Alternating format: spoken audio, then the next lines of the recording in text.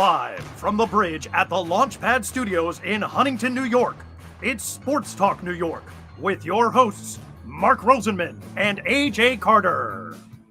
Sports Talk New York is sponsored in part by Cardboard Memories, Clearview, Long Island, the law firm of Decolator, Cohen, and DePrisco, the Phoenix Tube Company, PIMS Incorporated, fueling brand performance for 30 years, Prince Associates for all your insurance needs, and Soho Table Hockey. Here are your hosts, Mark and AJ.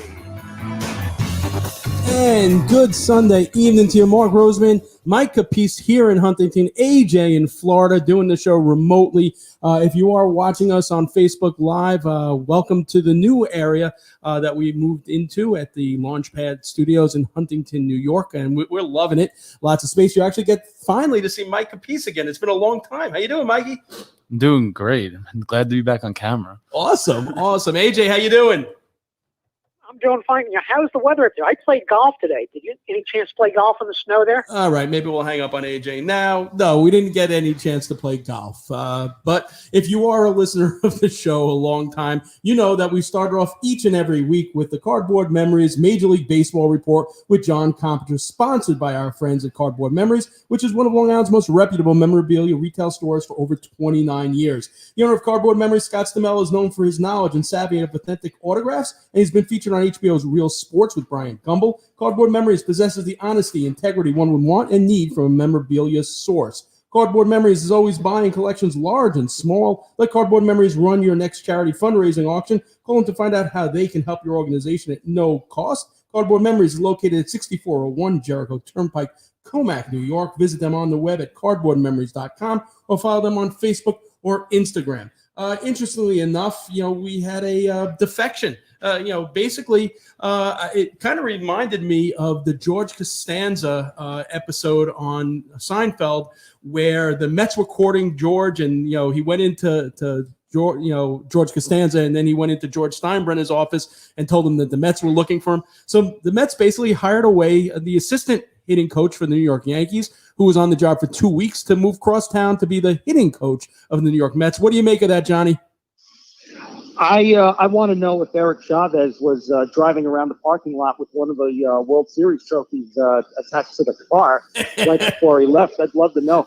I think it looks like it's a sign that they're not going to acquiesce to the big boys. If they're going to look at, they're going to target talent.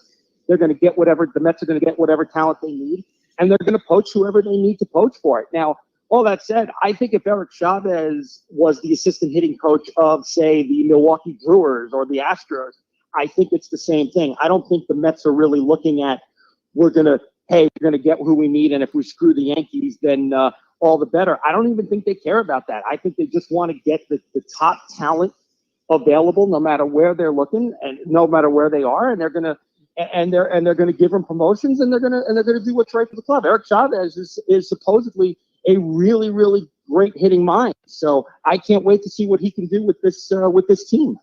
So you take a look at who ended up filling out Buck Showman's coaching staff. He's got Joey Cora at third base, Wayne Kirby, who he worked with in Baltimore. He's putting together a staff he's comfortable with. What does that say for the future of Jeremy Hefner as the pitching coach? I think Hefner's safe.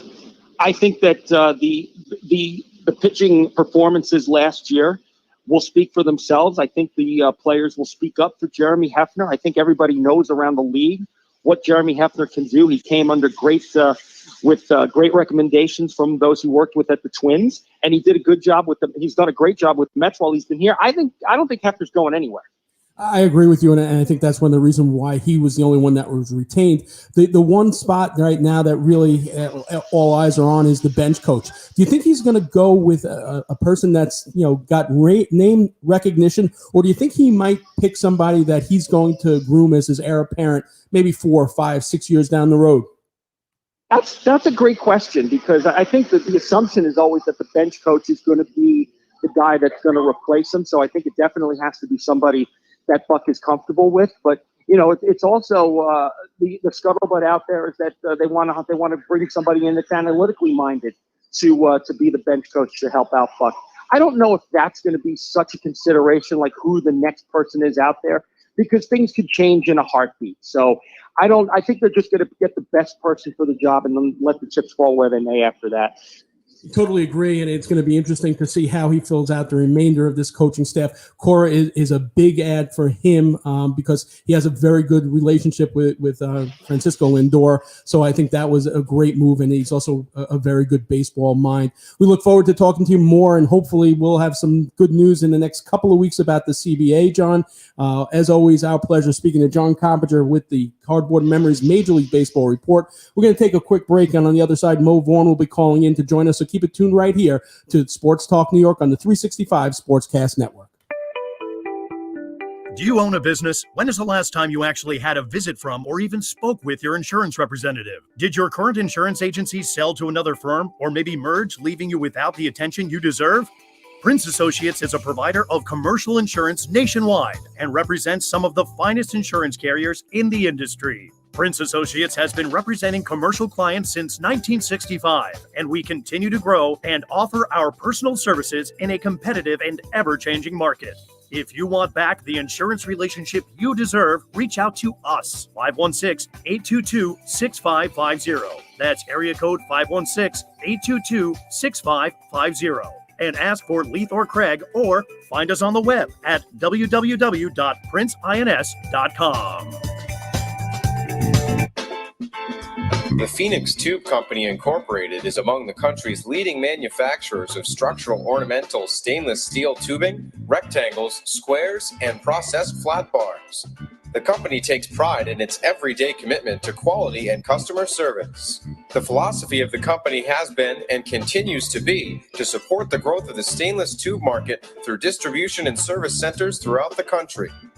Ornamental and structural stainless steel tubing is used for a wide variety of aesthetic and mechanical products where superior finish and corrosion resistance are required. Some products manufactured include tubing for mirror bracket arms, boat rails and ladders, washroom grab bars, swimming pool rail products, medical equipment, automotive step bars and trimming, as well as structural framing for food processing equipment. For a quote or for more information on how the Phoenix Tube Company can meet your ornamental and structural stainless steel tubing needs, visit them on the web at phoenixtube.com or call them toll-free at 1-800-526-2124.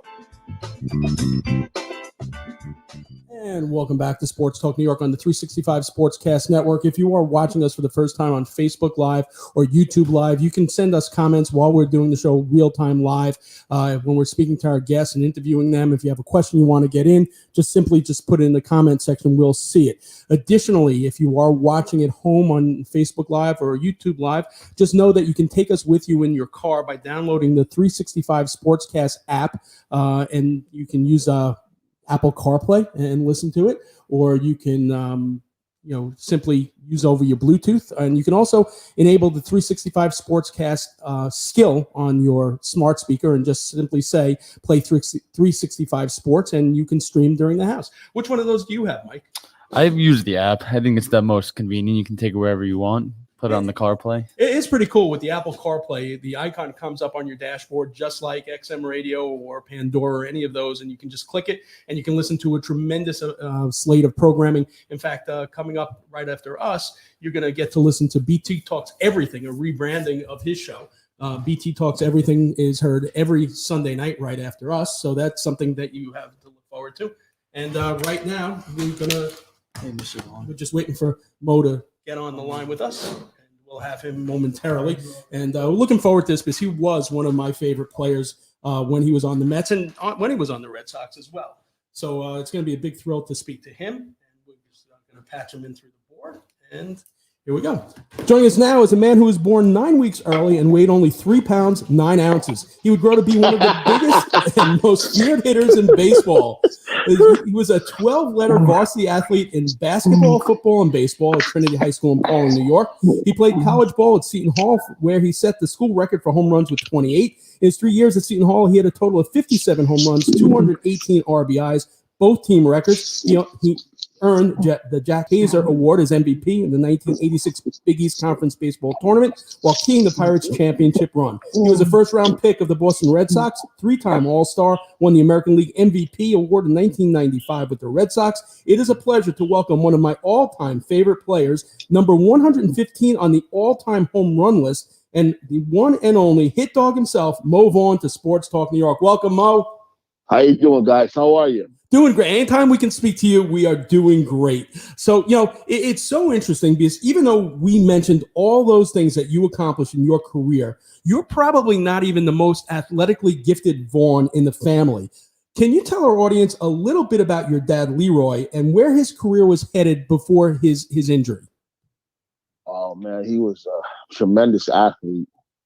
He played, went to HBCU, Virginia Union, got drafted by the Baltimore Colts.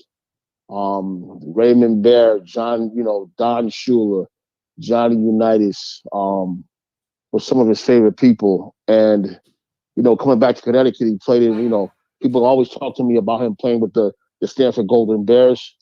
But damn it, he didn't give me any of the speed that I needed at all. He kept it all to himself. But he was a tremendous football player, could really throw the football, was a back, and then, trying to make it to the NFL.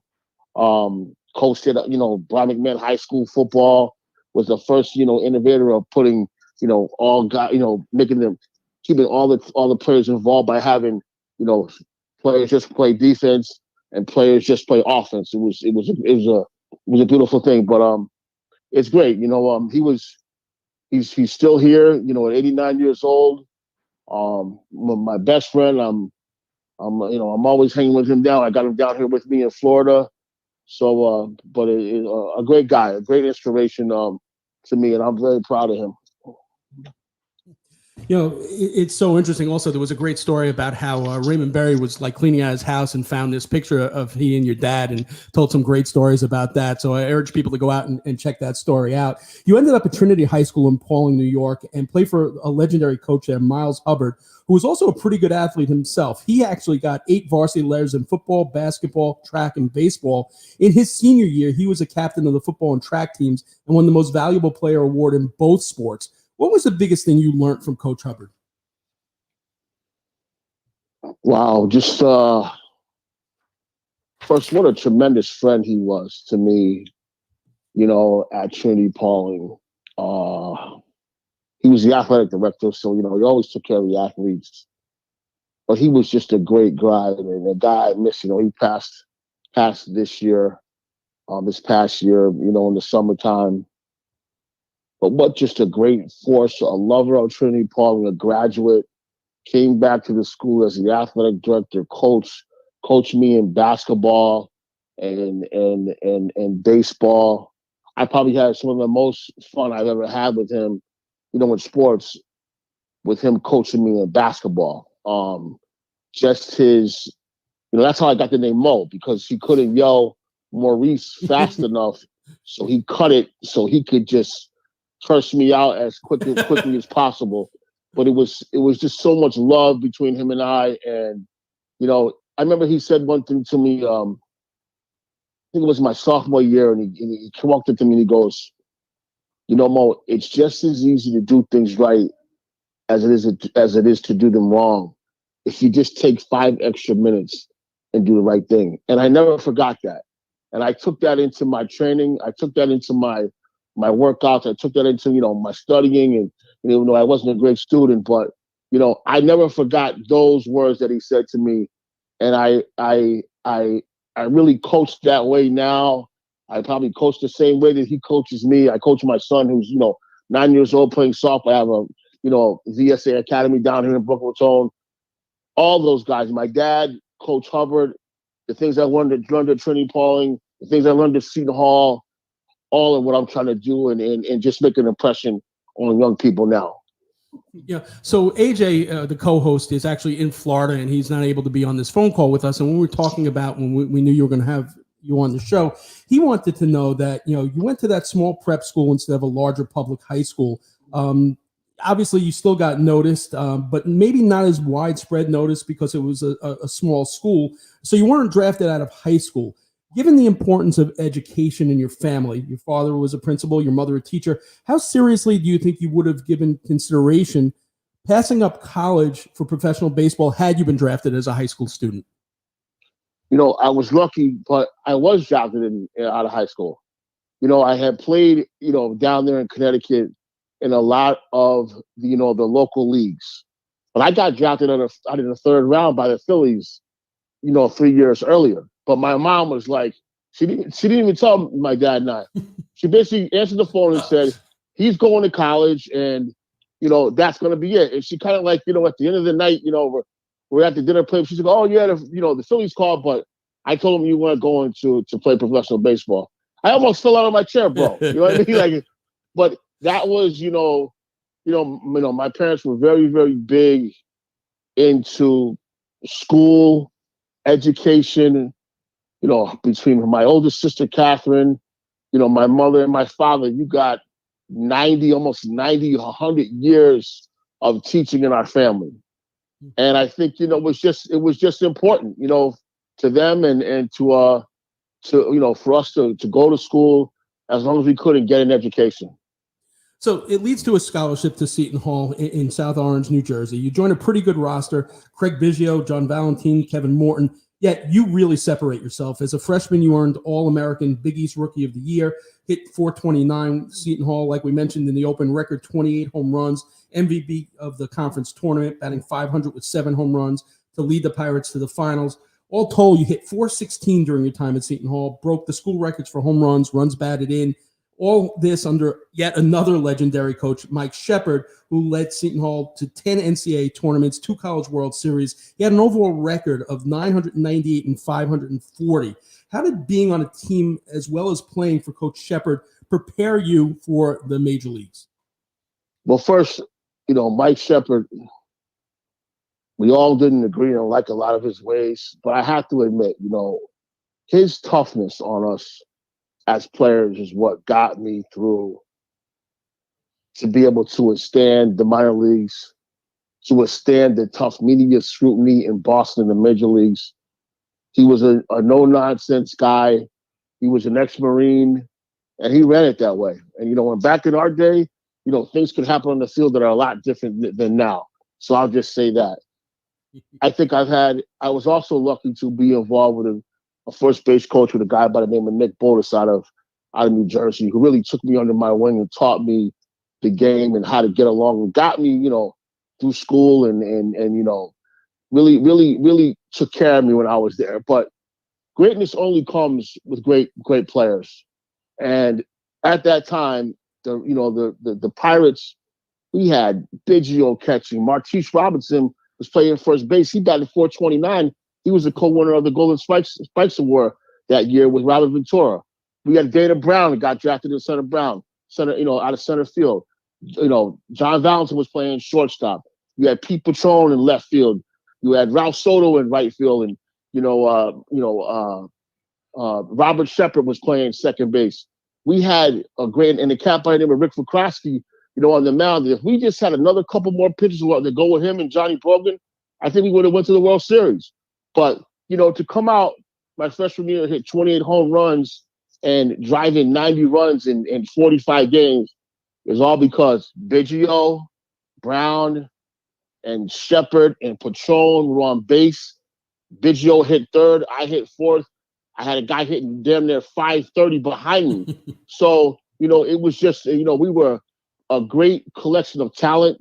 I wasn't from the inner city. I was, from Connecticut suburbs, but we were tough. We had a lot of tough inner city kids. They came and played hard and tossed the game. I thought the greatest addition of that team was a captain by the name of Victor D. Pasquale, who didn't even play. I mean, I'll give you an example. That fall in '89, the captains took us to games in the fall. We didn't even need a coach. Biggio drove a van, and D. Pasquale drove a van. They coached third and first, and we went and played our fall games. We didn't even have coaches. Wow. That's how in tune that team was and the leadership on that team, and that's why we were that great. Tremendous leadership for sure. And you mentioned the third base, and he was also the assistant coach, Nick Bonas. He had a tremendous effect on the reason why you wore number 42 in the majors. Can you tell us a little bit about that? Just, so many people talk about so many things, and you want to put people in different boxes because of color and nationality and this and that. Nick Bonas was a tough kid coming out of Carbondale, New Jersey, with a couple of brothers that that he took care of, and they're all still alive now, and we all still talk to this day. But it was about going out and doing the right thing and playing hard and playing tough, and he was an example of that.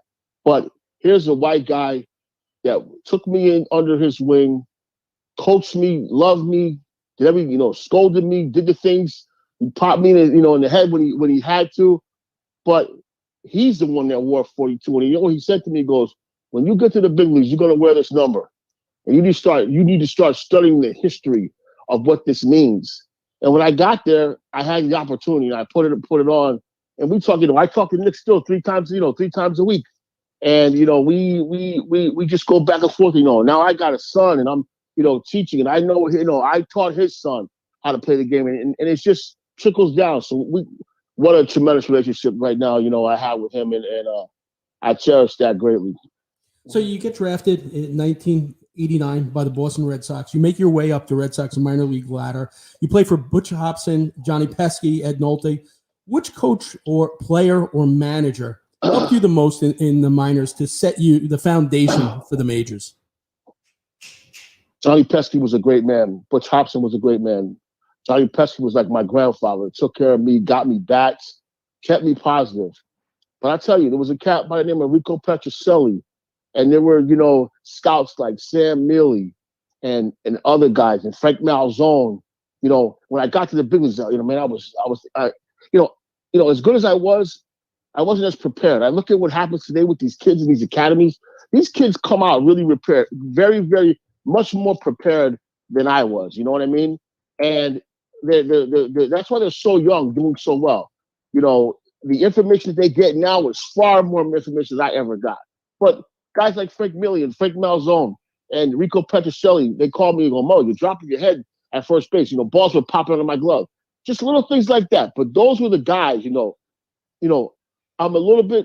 I'm not sour on baseball because I love baseball, but I wish they would keep more baseball guys in the game because they know the game. They can teach the game. And I know we talk about analytics, and I believe analytics has its place. But baseball has been played the same since Abner Doubleday invented it, and it hasn't changed. And for me, you need to keep as many baseball guys on that field, old guys that really know the game, that can teach the game in the game. Totally agree with you. And we talk about that each and every week. You make your major league debut against the New York Yankees at Fenway, June 27th, 1991. How did you find out you were being called up, and what do you recall about that first game? I talk about this all the time. I was in AAA playing the Phillies and staying at the Lackawanna Hotel. I got a call up. Butch came to me going to the big leagues. Bro, I'm not a flying fan. I'll do it. They put me on a propeller plane going from Pennsylvania, Scranton, Pennsylvania, to the big leagues. And I'm like, oh my God, I'm going to crash and burn before I get to the big leagues. It was bobbing and weaving up there. I got down. I got lost going to the ballpark. It was just a whirlwind, but I made it. And for me, I sat there. I think I walked my first at bat, and I get to first base, and there is Don Mattingly, a guy I've been watching my whole life. And I just honestly couldn't believe I was standing next to him. So for me, I had to get the awe. I was in awe. I was in awe of all the guys that I loved. I loved that, 70s era Reggie Jackson.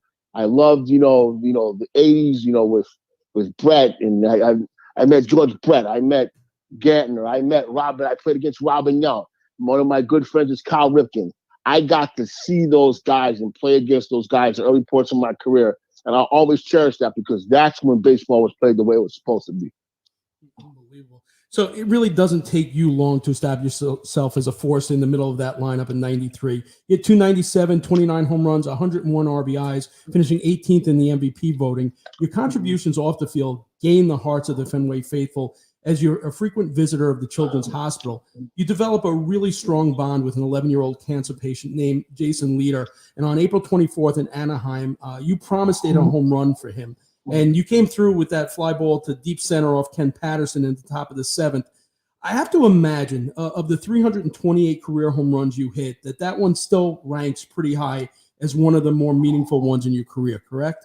You know, I don't know if people know this, but that's a tremendous story. I just lost my mom to cancer September 1st. And do you know that Jason Leader's mom, Sue, my mom has been friends with her since the day we met. Still walking with her all those years after Jason had passed. They developed a great rapport. I still talk to Jason's mom, Sue, now. She keeps me going from the passing of my mom.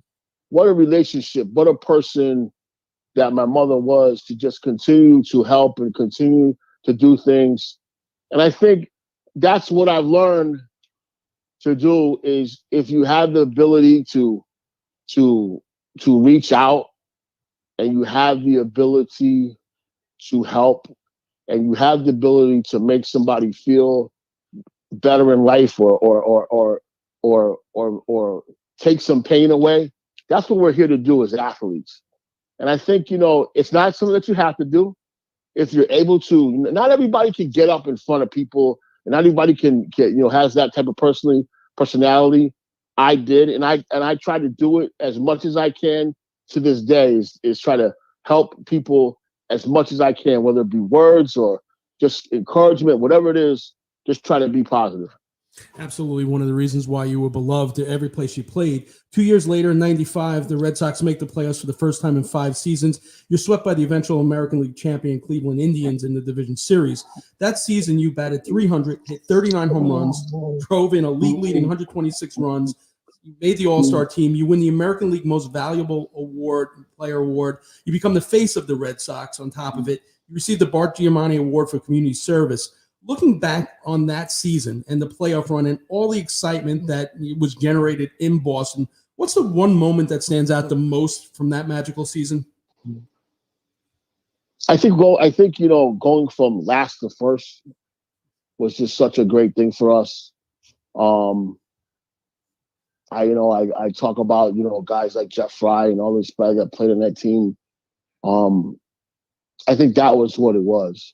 When you win at any point in time, whether it be, a division or you clinch a division, and I'm sure that's what's so sweet about winning a World Series, because you never forget those guys. But anytime you win, it's a tremendous camaraderie in the clubhouse. When guys retire and when we go off and we're playing, that's what we miss. We miss the clubhouse. We miss those things. And you'll always remember those guys when you played well and you did good things, and you cherish that. But that's what you miss the most is the guys in the clubhouse that you're with for 6 to 8 months a year, and that's what I miss from playing the game. During the April 15th, 97 ESPN broadcast honoring the 50th anniversary of Jackie Robinson's breaking the color line, you said if Jackie Robinson Day should be celebrated every year. You say it all the time. It should be a national holiday. We can do what we do because of this man. Robinson's number was retired across baseball the following season, but players already wearing that number could continue to do so. You end up being the last African-American player to wear number 42 in the major leagues.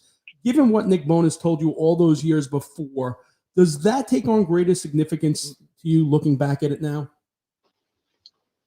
It's the greatest thing. It's the greatest honor. I got that jersey hung up, and it just means a lot than just, a number that you wear. It represents so much. It's about bringing people together, and he did that in a way that nobody else could. His temperament as as a player was why he was able to cross the line and withstand what he did, and it gave us minority black players and all minorities the opportunity to play the game, and we should all, we are all indebted to him for that. You end up, after playing with the Angels, you come home here in New York, play for the Mets, part of a team with Mike Piazza, a pretty decent infield. That team underachieved, but you were hurt. You still managed to hit 26 home runs, including a bomb that bounced off the Shea Stadium right center field scoreboard, June 26th. That was 505 feet. It was the longest home run of your career, one of the longest ones ever recorded at Shea. Too bad they didn't have exit velo back in those days. What do you make of your Met years and getting to play for the Mets and being close to home for that, those 2 years? I wish I were healthy. I was never able to give, the Mets, what my hometown, what I really had. When I realized that I was really hurt, I walked away from the game, and I just wish I was really healthy and could play, the game the way that I really wanted to play. I used to come in the Shea Stadium in Boston, playing for Boston, and tear it up because I was, like Yankee Stadium, I was at home. So that's the only regret. But things happen in life, you know what I mean? And with that, you gotta live with certain things. But I just wish I was able to give, the New York fans and the Connecticut fans and those fans, show them what I was really about. It's interesting because when you get the chance to take a look at statistics and you start remembering players, I just remembered that you were always one of the most feared hitters in baseball. It's Hall of Fame time, so there's always that debate every year. You look at your numbers, and they're really, really good. I mean, they're right up there with Richie Allen, Dick Allen as well. I mean, they're almost identical career paths. I have a feeling that had you stayed healthy, and played 3 or 4 more years, maybe as a DH, there's a no doubt you get in. Your numbers are still, across the board in the top 150, all time in baseball, which is interesting. It was good enough for induction into the Red Sox Hall of Fame. You're also a member of the Cape Cod Hall of Fame.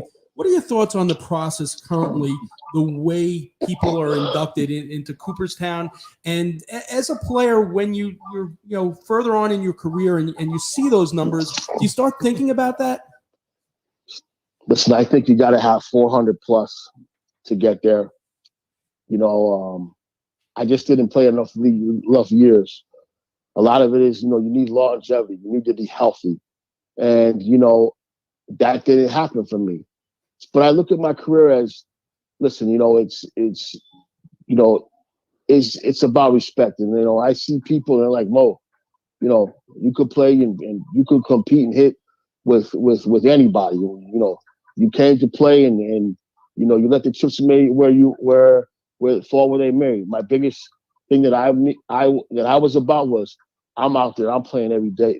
I don't care who's throwing. Randy Johnson, whatever it is, we're gonna come and compete and you're gonna know I was there.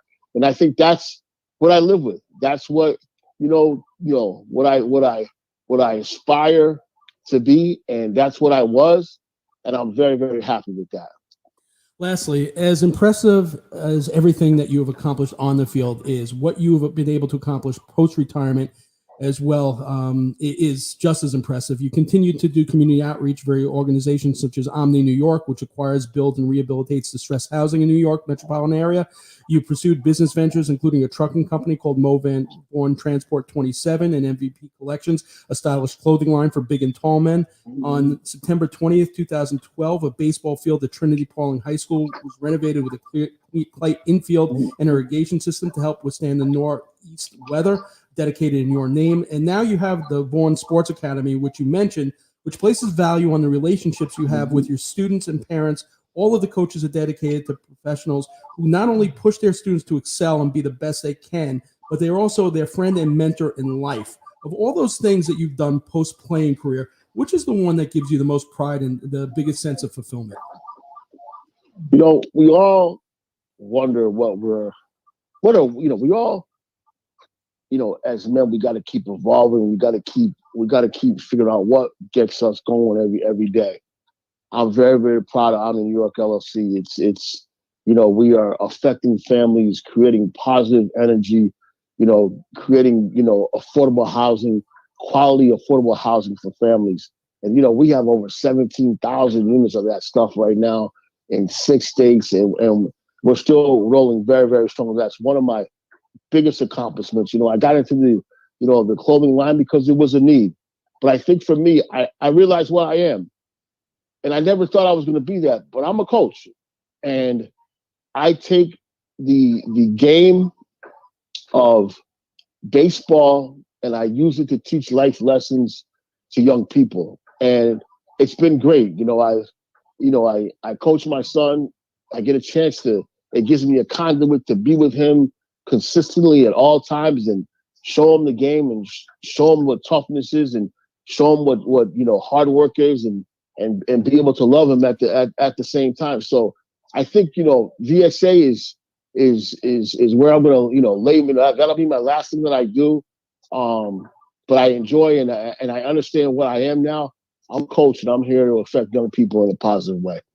Awesome. You know what? When I go down there for spring training, Boca's not that far. I'll take a ride down. But you know what? You might want to call Buck Showalter because the Mets still need a bench coach. So there's an opening there. Listen, Mo, thanks so much for your time tonight. More importantly, thanks for so many great baseball memories and for all the off-field work you've done and continue to do. We applaud you and we really appreciate. And it was a lot of fun watching, those year and plus, here in New York and those bombs that you hit at Shea Stadium. I want to tell you something. This is probably the best interview I've had in my career, and I appreciate it. Mo, wow. Thank you so much, man. I really appreciate that. I really appreciate that. And you guys, you need me, give me a call. All right, brother? You got it, Mo. Have a great one. Mo Vaughn, 1995 thanks. American League MVP. We'll be right back. The Phoenix Tube Company Incorporated is among the country's leading manufacturers of structural ornamental stainless steel tubing, rectangles, squares, and processed flat bars. The company takes pride in its everyday commitment to quality and customer service. The philosophy of the company has been and continues to be to support the growth of the stainless tube market through distribution and service centers throughout the country. Ornamental and structural stainless steel tubing is used for a wide variety of aesthetic and mechanical products where superior finish and corrosion resistance are required. Some products manufactured include tubing for mirror bracket arms, boat rails and ladders, washroom grab bars, swimming pool rail products, medical equipment, automotive step bars and trimming, as well as structural framing for food processing equipment. For a quote or for more information on how the Phoenix Tube Company can meet your ornamental and structural stainless steel tubing needs, visit them on the web at phoenixtube.com or call them toll-free at 1-800-526-2124. And welcome back to 365 Sportscast Sports Talk New York this Sunday evening. If you just tuned in, you missed a great 35 minutes with Mo Vaughn. We'll have that up as a podcast in the next day or two. We understand there have been some technical difficulties, but we think it's all been ironed out. If you have been watching on Facebook Live, you haven't missed anything, so that's fine. It's now time for the NHL Report with Russ Cohn. It's sponsored by our friends over at Soho Table Hockey. AJ, what's table hockey?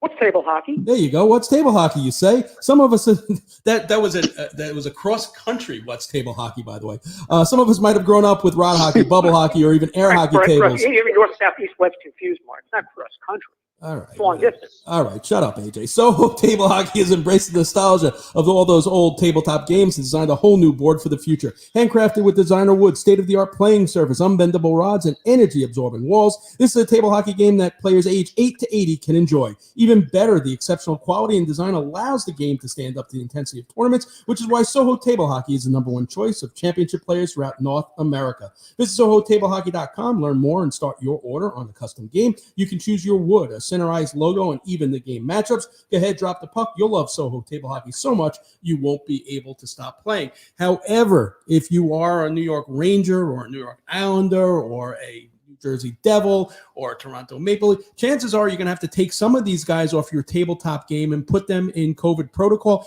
including now your head coach. Gerard Gallant has just been placed into COVID protocol. Russ, I mean, this season, the hockey has been good. I mean, at times great. It's frustrating, man. It's tough to watch this. It's tough to listen. You can't. You got to feel for the New York Islanders and what they've gone through. It's really, really tough. Do you see any way that the NHL could be doing this better than what they're doing now?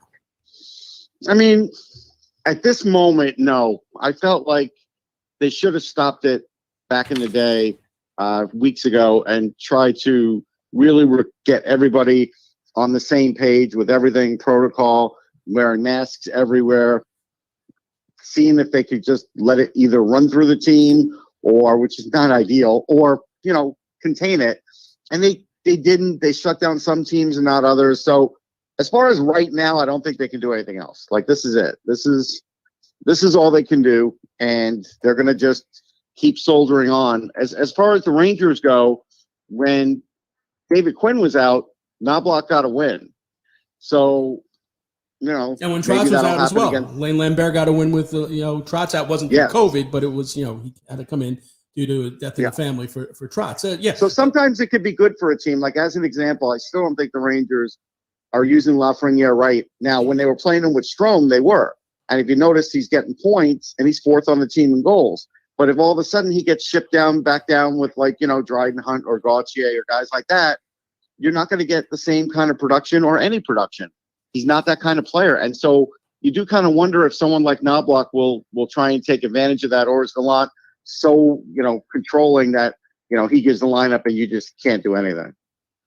Russ, on a broader question, they shut down, cross-border team games. Canada and U.S. team. They say 97% of the players are vaccinated.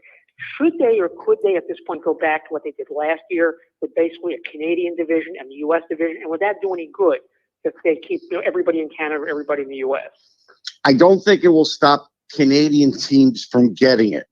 All it would do is let you burn those games, but after a couple of weeks, you've really disrupted the schedule to the point where it's probably not worth it. I agree. And, a lot of the issues in Canada is just because they're not allowing fans. A lot of the Canadian teams aren't really getting COVID. It's just that they're not allowing fans in, so they don't want to lose the revenue. So they want to make money. Yeah, exactly. So, you take a look at what the Islanders have. Well, we've spoken a lot about that. And until they start playing again on Thursday, I guess it really doesn't pay to beat that dead horse. But let's take a look at one of the teams that is, you take a look at a lot of the teams that are catchable for the Islanders because they have tons of games in hand. The one team that they don't have a lot of games in hand on is one of the teams they're chasing is the Boston Bruins, who now have, Tuukka Rask, looking to get back. How much of a factor will Tuukka Rask, be for the Bruins, down the stretch, do you believe? A big factor. I mean, he's going to give confidence to the veterans. He's going to give confidence to some of the younger defensemen. It's going to be a situation now where there's 4 teams for one playoff spot.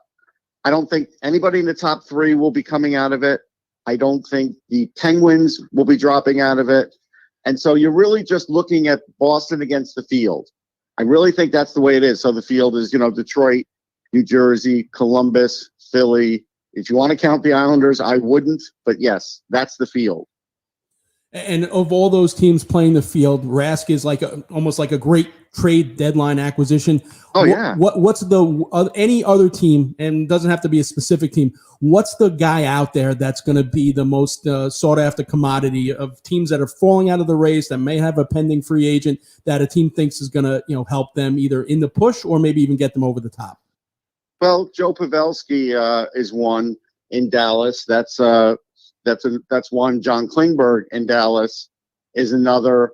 Evander Kane, sad to say, is another. Those 3 are 3 really big ones right there. Awesome.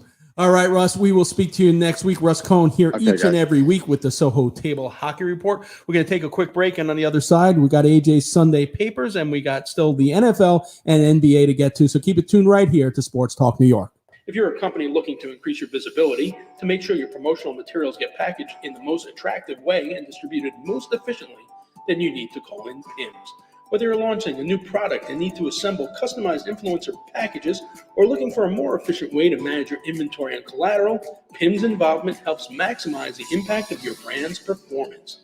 For more than 30 years, PIMS has been helping companies get their message out to the right people, offering personalized distribution services and full-scale inventory management solutions.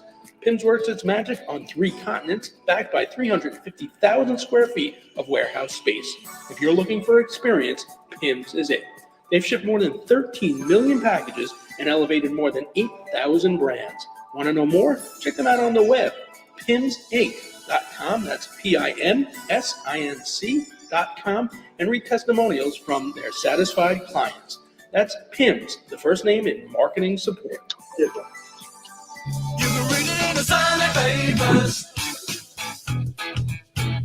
Read it in the Sunday papers. Joe Jackson can only mean one thing. It's time for AJ's Sunday Papers. What do you got for us, AJ? Well, I'm actually doing hockey, Mark. I know you're not going to believe that, but this is a feel-good story involving a fan whose name is Nadia Popovici, whose family has season tickets to the Seattle Kraken. And that's, interesting. Kraken weren't there, story might not have happened. She goes to a game, they're sitting down, and she sees the back of the head of the Vancouver Canucks assistant equipment manager. She is a college graduate looking to get into med school, and she's volunteered in college awards. She looks at the back of the equipment manager's neck and sees a mole. She says it's cancerous. She goes and takes her phone, puts a message on it, holds it up to the window, bangs it on the glass, saying, the mole on your back is possible cancer. Please go see a doctor. The assistant equipment manager does see the doctor. It was cancerous. It got removed. He's going to be okay. And thanks to her, the Canucks are giving her a $10,000 scholarship towards the med school she's applied to. That's a great That's not a weird story. That's a great story, and I have been following it. I mean, through Twitter, he actually was able to track down the woman because he didn't know, who she was, and they gave that scholarship. It's a great, great story. It's now time for the Capco NFL Report with Jay Retcher. Even though it is winter and there's snow on the ground, believe it or not, spring will be here before you know it. Now's the time to get your windows and doors ready to let that fresh air in and the bugs out with a Clearview retractable screen. The Clearview retractable screen system comes standard with a lifetime warranty. The patented speed reducer so it won't snap back. You get the luxury of a screen door and a leak low-profile design without the hassle of a bulky storm door or sliding screen door. Call 631-440-1100 for a free estimate. That's 631-440-1100, or visit them on the web at clearviewlongisland.com. How you doing, Jay? I'm doing great. How you guys doing? Doing good. You know what? So it's interesting. I mean, this is the first time in a couple of weeks that the Jets and Giants were not both on at the same time. So unfortunately, if you were a masochist, you got to watch both of the games, 1 o'clock and 4 o'clock. But I will say this, you take a look at the Giants, and it is the ultimate dumpster fire. From 2017, they had the stat they showed during the game that the Giants and the Jets, both are tied for the worst record. But you take a look at the two teams, and I definitely believe, they're two teams trending in different directions. I think tomorrow or the day after, you're going to see, a tremendous bloodletting over there for the Giants. And I think the Jets, all things considered, I kind of think they reached expectations. I don't think they were below expectations. You're going to have those growing pains with a rookie quarterback. I think he acquitted himself well. I don't think his season was any worse or any better than Trevor Lawrence, where we all wanted Trevor Lawrence, other than Lawrence's performance today. He's had some of those, Zach. So, give us your thoughts on the two New York teams and which directions they're going. And do you think I'm right that come Monday or even maybe sometime tonight, there are going to be wholesale changes with the Giants? Mark, I agree with you 100%, man. I think the Jets are, and I watched it last week, obviously, with them playing the Buccaneers, and even today with them fighting Buffalo. I thought that was the easiest bet if you're a gambler, man. I think the spread was, 15, 16 and a half ago. Yeah, the Jets are playing their tails off, man. They're not giving in. They're in there, man. They're playing tough, and they're on the road. I think Robert Sala's done a pretty darn good job. Listen, the 4th down play last week against the Bucs, notwithstanding, hey, that's going to happen. When you have a young coach and you have a young quarterback, things like that are going to happen. But I tell you what, there's going to be free agents, and they're going to look at teams around the league, and they're going to go, where could I go and start and be part of a team that's on the upswing? The Jets are definitely one of those teams. So, yeah, I'm with you. I'm very optimistic for that. As far as the Giants go, I was talking to some of my buddies here in Tampa before the game. Guys, I think forget about being the most futile franchise in football. They might be the most futile franchise in the 4 major sports. And that's crazy to think of, one of the most venerable franchises in all of sports. I wouldn't be surprised if they go in the new direction where they bring in a quarterback for competition for Daniel Jones, get rid of Joe Judge, get rid of Dave Gettleman. I'm not one of those guys that likes to call for people's jobs, but heads seem like they have to roll, man, because when you're doing what you did today and your QB sneaking just so you don't have to punt out of your own end zone, who cares if you throw another pick six, man? Throw that thing down the field. I mean, here's the stat of the day across the NFL. Andrew Thomas, the left tackle, the guy that everybody was bashing, had more touchdown receptions than Kadarius Toney and Kenny Golladay combined. That's awful. Yeah. The coaching carousel began this morning when the Broncos fired Vic Fangio. Who else do you think is going out the door, tomorrow morning, taking a look, especially at who did not save their job? Look at the results today. Yeah, I mean, I think another guy, and I know there's a lot of people that are talking a lot of good things about him, but another name that I'm hearing is Mike Zimmer with the Minnesota Vikings. But guys, if they get rid of Mike Zimmer, he's going to get picked up, maybe not as a head coach, but definitely as a defensive coordinator. So that's definitely a guy to keep an eye on as well. And then I thought originally going into the day, I heard David Culley as a guy as well, but the news report just came out that it looks like he'll get a second season. I mean, what do you want what could you ask that guy to do? I mean, holy smokes, with that, what's going on with Houston. I think he's done a pretty darn good job with Davis Mills and the whole Deshaun Watson situation hanging over his head. But absolutely. Yeah, I think Joe Judge is the big guy. And listen, man, if you would ask me 3 weeks ago, I'd say no chance. But the way that they've whimpered out of this year, I mean, holy smokes, man. It was almost like he had a sign over his head that said, please fire me after this game today. One other interesting stat for the New York Giants. The New York Giants this year, in the last 2 minutes of the first half this season, were outscored 79-0. That's just inexcusable. That means every single, last 2 minutes of the half, you're going into the locker room with a really bad feeling, and it always carried over to the second half. That's their coaching. Absolutely. Yeah, and guys, you remember where that stat really originated from? That was Bill Parcells in the 80s, and then Bill Belichick carried that to the Patriots, and Tom Coughlin, that was a big thing with the Jaguars, and then his tenure with the Giants, and it just shows how far that franchise has fallen. When you have a stat like that, usually you think the Giants would put so much credence into that, going, hey, man, let's steal points, even if it's just 3 at the end of the half. And they're just giving away like candy on Halloween. It's pretty embarrassing for sure. Last question before we let you go. We got 1 minute. Surprise team for you to look for during the first week of playoffs. Man, that's a tough. I mean, I think the NFC, man, and I'm looking at the Philadelphia Eagles. It's kind of crazy to think they traded Carson Wentz, and now it looks like the Colts are out of there. And now, man, the Eagles are a team that likes to dominate the ground game, and if they can keep some of these other high-powered NFC offenses off the field, they put themselves in a good chance to maybe upset a team. So the Eagles are the team that I'm looking out for sure. I think you're right, because they've been peaking. You look at the team that's peaking in the second half of the season, and they peaked.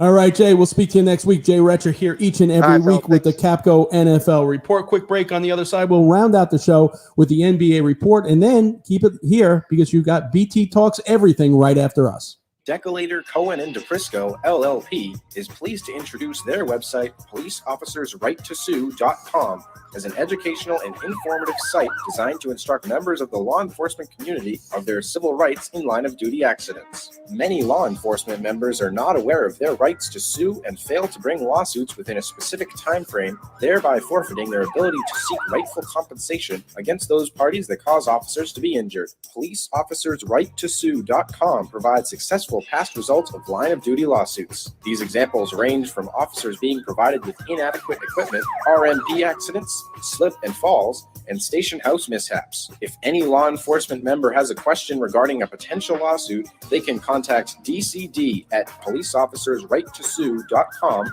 or at 1-800-901-1LAW. That's policeofficersrighttosue.com or 1-800-901-1LAW. And welcome back. No, that's not the police coming to get us. That is the end of the Decolator Conan DePrisco commercial. Every single time I hear that, if I'm in the car and it's playing on one of the other shows, I like look behind me, think that I'm getting pulled over. Chaim, welcome in. You know what? I guess where I want to go with this, and then maybe AJ and you guys will take it in a different direction. But, a couple of years ago, we were all looking, at Zion Williamson, and the Knicks really wanted him, and they were all upset that they didn't get the drop and the number 1 pick. And as it turns out, I mean, if this guy was in New York, how much of a bust do you think we would have thought he was to date here in New York if he was playing as a Knick, or not playing as the really is more like it? Yeah, so Zion Williamson it's a bit early to call him a bust. Guy made the All-Star in his rookie. I mean, he's shown talent, but the old adage is the best ability is durability or availability, and he's shown none of it. And that was the major concern coming out of college. He got the knee injury, he, ripped right out of the sneaker, whatever the case may be. And for a guy who predominantly relies on elite athleticism, what does he become when that's gone, when that's robbed? And kind of seeing that transformation that Grant Hill had to undergo, that Derrick Rose had to undergo, that Blake Griffin had to go, these uber athletic freaks, when they sustained a serious injury that robbed or tapped them of that to a large degree, they had to completely adjust their game. Zion Williamson's not there yet, but I mean, the questions are going to start to come. What is he? When does he get to play? What's he going to look like when he does? We're looking at, a year and a half of basketball rust to knock off. There was supposed to be a top-heavy draft in that draft class. There was supposed to be a top 3. And right now, it's very clear that John Morant is by far the best player in that draft. R.J. Barrett's coming in second, and Zion Williamson is a distant third just based on games played and productivity. So, yeah, at this point, if you were going to slap a label on him, though I do think it's too soon, he has to be considered a bust. And I'd say of the players in the draft, he's the one who's the most bustable, for lack of a better term. So Kine, let's switch to who is playing, and in the rich get richer category, who's going to have a greater impact on their team and the league? Kyrie Irving coming back halftime with the Nets, or Klay Thompson returning with the Warriors? Oh, there's no question about it. It's Klay Thompson. Kyrie Irving, I mean, in terms of splitting half the playoff game, there is no question about it. Getting Klay Thompson back is going to take a team that was already pacing the NBA with, I guess, spare parts. Taking Jordan Clarksons and Gary Paytons and guys like that and turning them into elite players. Now you gave him Klay Thompson. They are absolutely indefensible. And they also just got back one of the all-time great perimeter defensive players of all time. Golden State, full-time, not for when they're not in their home building. So, yeah, there's no question that Golden State just got the bigger return. Now, for the Nets, it's going to help to a degree. This is where the Steve Nash questions are really going to kind of take shape. The inexperienced coach, the inexperienced game manager. Now you got to try to figure out minutes. You had Harden and Kevin Durant going 40 minutes in the last game, and now you're facing a makeup away game. So you got to work Kyrie in, how that's going to affect the minutes, how the guys play together, how they don't. It's an incredibly difficult task to juggle and to maintain the continuity and the fluidity of the players on the court when one of them is only there half of the time at best and virtually never in practice. So, there's no question about it. Klay Thompson is the biggest return of the season, and the NBA should be terrified of what the monster Golden State's about to become. Awesome, Chaim. Thanks so much. Chaim Talbot here each and every week with the NBA Report. That puts a wrap on our show, but make sure you keep it tuned right here for the debut of the rebranded BT Talks Baseball. It's now BT Talks Everything, including Peking Duck and the late, great Aunt Bibby. So keep it tuned right here to the 365 Sportscast Network. We'll see everyone next week. Have a good one, everybody.